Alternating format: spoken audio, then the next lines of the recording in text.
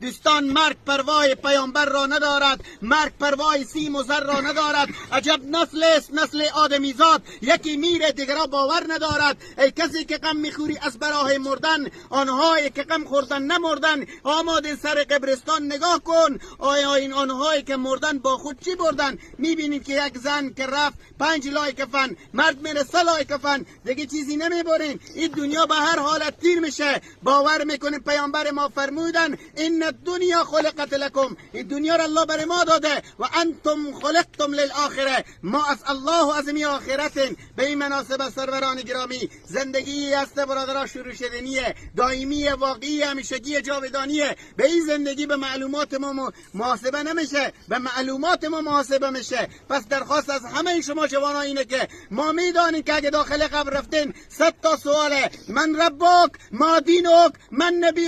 بگو رب تو کینه؟ اگر به من بگن رب، مالک حقیقی، مالک الملک، مالک روز جزا، مالک تمام ملکوت، تمام ملکیت کائنات به تصرف الله پاکه، او مالک 5 دقیقه تعریف کن، عاجز میمونم. داخل قبر برین ای جواب میده، ای جواب داده نمیتونه. دوستان عزیزان من، بیاین محبت الله داخل قلب خود داخل بکنین، بیاین پیام الله مثل پیامبرا برای نصرت دین خدا، برای ترقی دین خدا، برای پیشرفت دین خدا. دوستان عزیزان من، ما چیکار کنین؟ برسانین که با داخل قبر رفتین اگر از ما پرسان باشه که ما دینک، بلند بگین که دینی الاسلام، دین اسلام. اسلام یعنی چی؟ ان تسلم قلبک لله. اسلام به معنایی که قلب خود تمام معنا به الله بدین. به کی بدین؟ بلند بگین به الله. تمام معنا قلب خود به الله بدین. والله که دوستان عزیزای من، درخواستم از شما مینه، از ما و شما برادر خبر ندارم، مثل تا شهر میتونم برم یا نمیتونم.